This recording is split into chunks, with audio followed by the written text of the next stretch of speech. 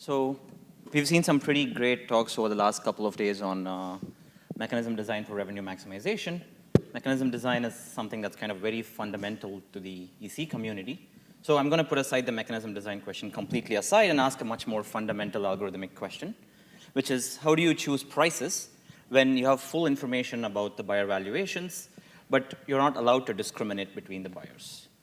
So more specifically, I'm going to consider a very simple static posted pricing mechanism where you just choose the prices on each goods, let it stay. People come in and purchase some best response bundles. And we want to know what is the best kind of revenue you can achieve with respect to these kind of mechanisms. And the reason for studying these is that I'm specifically interested in more complex valuations like XOS and submodular. I'll go over those in a bit. And the reason I'm interested in this very simple mechanism is that when dealing with complex valuations, people usually consider somewhat more sophisticated pricing mechanisms like bundle pricing or dynamic pricing. That is some sort of a gap in the literature on what is it that static pricing can do and cannot do with these kind of valuations, and we're looking to address that gap. This is joint work with Elliot Anshelevich, who's there. All right, so I'm going to dive right into the setup. This is bad. Thanks.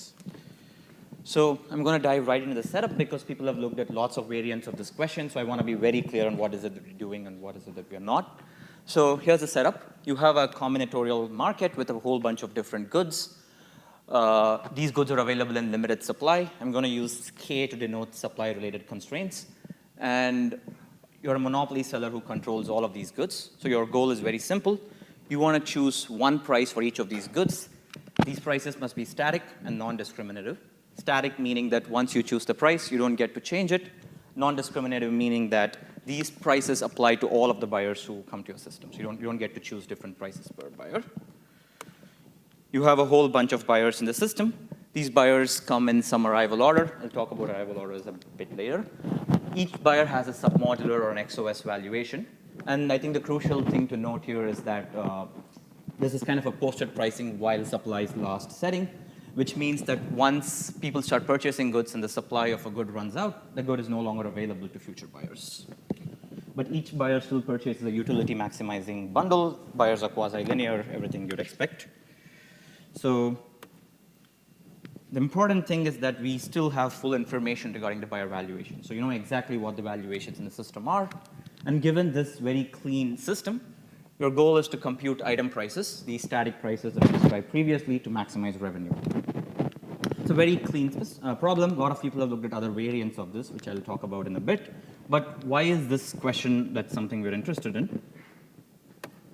And I think the motivation for this comes from price discrimination. So price discrimination is something that's kind of inherently undesirable.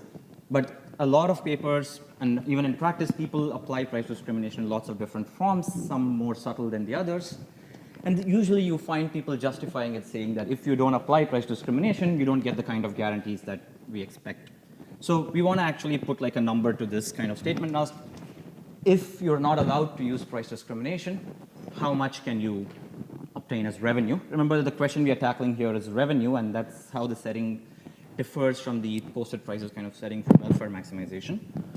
And I think there's a lot of recent outcry on a few unfair things going on in certain industries that motivate this question as well.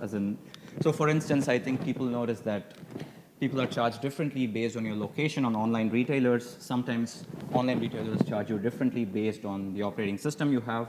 Mac users were given a higher price than Windows or Linux users. So I think it's kind of natural to ask these kind of questions.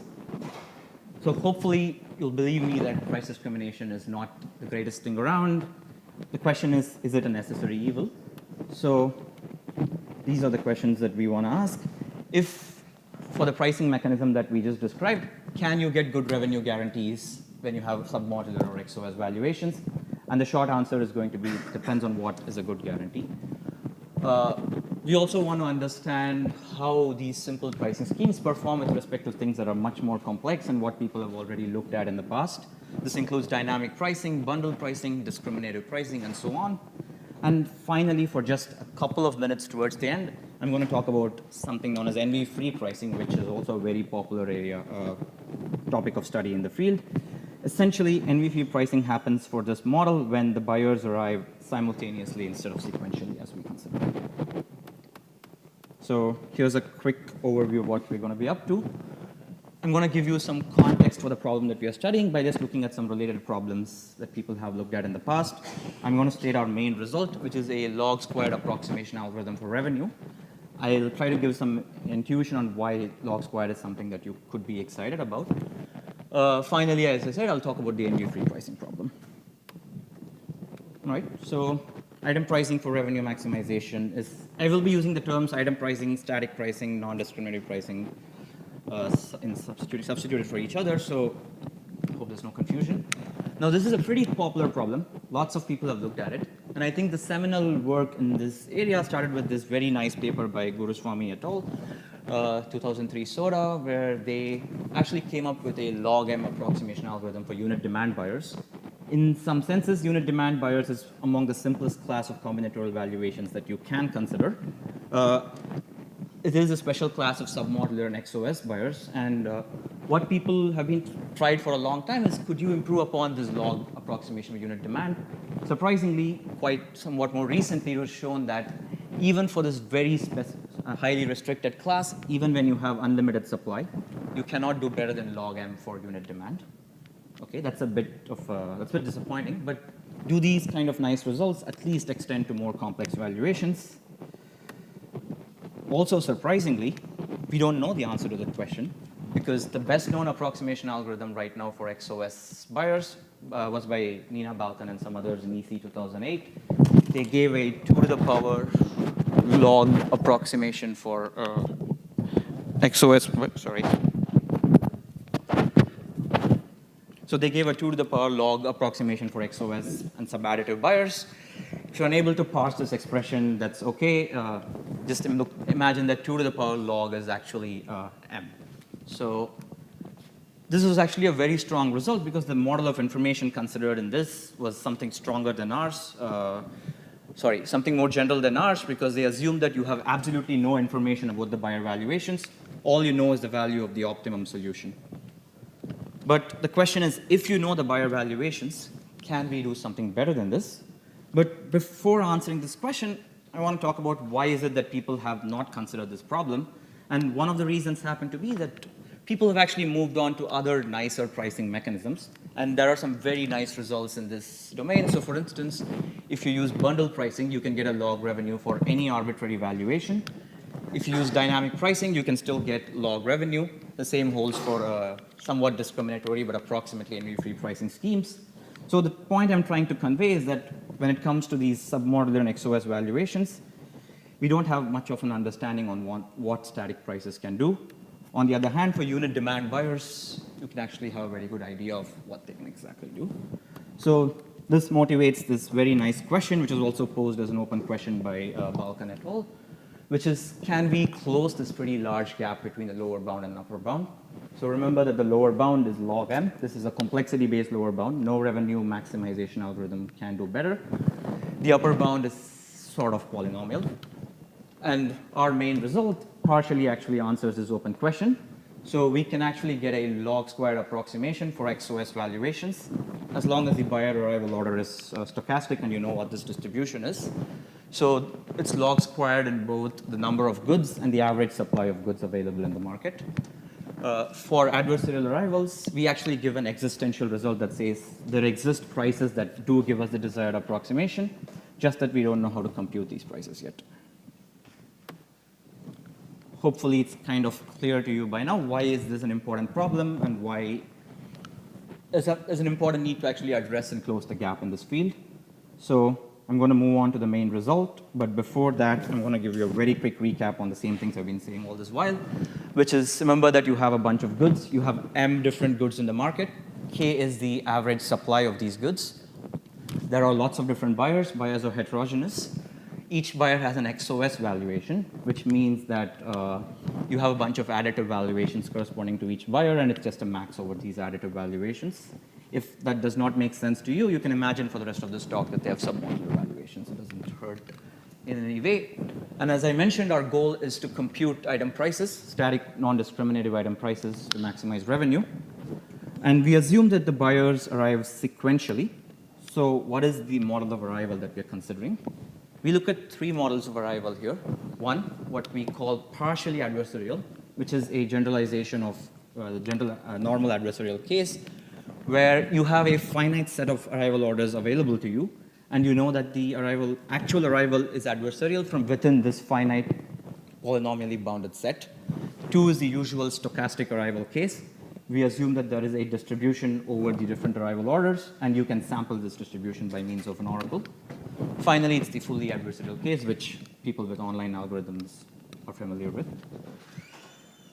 All right, so hopefully it's clear what the model we're looking at is. And here is our main result. For the partially adversarial and the distributional case, we can compute prices such that if you use these prices with this arrival model, you can get a log m plus log k the whole squared approximation to revenue. Remember that m is the total number of goods in the market, k is the average supply. For the fully adversarial case, we show that there actually exist prices that result in this approximation factor. And I think even just the existence result is pretty interesting for the fully adversarial case, because until now we weren't sure whether static prices could give us this kind of revenue guarantees that we're looking for. An important point to note is that all of the approximations for revenue are obtained against the optimum social welfare. I'll talk about why this is important in the next slide. Unfortunately, the reason for doing this is that we don't have a good idea on how the optimum revenue looks like for these kind of settings. All right, so let me quickly mention one reason why this is a nice result, and this comes from this corollary, which is that since we have a revenue bound in terms of the optimum social welfare, and the optimum social welfare happens to be an upper bound on any other mechanism that you can come up with, it means that no mechanism, however complicated, whatever it is that you come up with, can beat item pricing by a log squared factor. So this is kind of a nice comparing apples to oranges thing thanks to the optimum social welfare. Okay, so I'm going to give a very quick sketch of the proof, which is how do you go about getting a black box reduction from allocations to revenue and not allocations to welfare. And I think a very natural starting point is to consider the Feldman-Grevin-Lucier algorithm, which is that you start with the allocation and you price each item at, let's say, a constant factor times its contribution to the social welfare. This idea works miracles for social welfare. Unfortunately, not so much for revenue. You can come up with very simple valuations with just one buyer for which this gives pretty poor revenue, independent of whatever constant factor you scale it by. So what is it that you can do? And this leads us to our core result, which I think is of independent interest, which is this nice dichotomy that exists. If you give me an allocation A, I can guarantee you one of the following. Either I give you prices that give you very nice revenue, or I can give you a sub-allocation that's kind of hidden within the main allocation, which has only half the number of goods that you started out with, but its social welfare is pretty comparable to the original allocation that you started out with. And this immediately gives us a clue on how to get good revenue. I'm going to start with an initial allocation. I'm going to apply this black box result repeatedly. At every stage, I either get good revenue or the number of goods that is allocated is halved without much loss in social welfare. So recursively, if you apply this log times, you can actually get a very nice result out of this. Considerations of time, I'm going to skip this, but essentially, if you just use this core result, which is pretty much everything you need, you can get all of the results that I stated earlier. So I'm going to very quickly, in the 3 minutes I have remaining, talk about NV-free pricing. So far, we've looked at models where buyers arrive sequentially. Instead, let's consider a model where buyers arrive simultaneously. So you still fix the prices. There's no price discrimination going on. People come and want to purchase their utility maximizing bundles. And notice that this is much harder than before because you have to satisfy all of these buyers simultaneously without violating what your supply constraints are. So you can use the same framework that we designed previously. I'm just going to state the results here without going into much detail. So if you have multi-unit valuations, which is that there's just one good in the market with lots of supply, you can actually compute a log approximation to revenue using the exact same framework that we designed. But the most general result is the following. We have a very general reduction from revenue to welfare that almost holds for any arbitrary valuation under some constraints which are very conveniently hidden.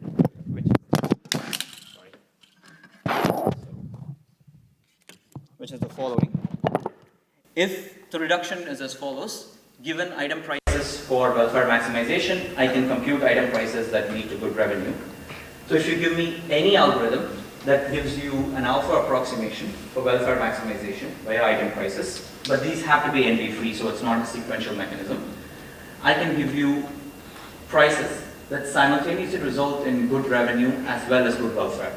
Specifically, what I do is we lose a small amount of welfare, but we gain revenue in the process using this as a black box. And there's a couple of reasons why this is a nice result. One, we kind of identified that a lot of papers in the NV-free item revenue maximization area use kind of the similar techniques. This allows us to combine all of these under the same umbrella. And two, not only do we get revenue, but we also get welfare at the same time, which means it's a bi-criteria result. And this has some very nice implications, which is that for unit demand, for cross substitutes and single-minded, you can get pretty cool bi-criteria approximations, and these are all close to the best that you can do. So, to sum up, we considered a model where people arrive sequentially and they have XOS valuations. We gave a log squared approximation for revenue. This is a pretty decent improvement over the previous best known algorithm, which is 2 to the power square root log. And it's pretty close to the lower bound as well. But I think what I really like is the last part, which is that any algorithm that you come up with in the future can't be too far away from what static posted prices can achieve. And I think the main question to be asked here is, we know the lower bound is tight, so under what cases can you get something that's a constant factor as well? Thank you.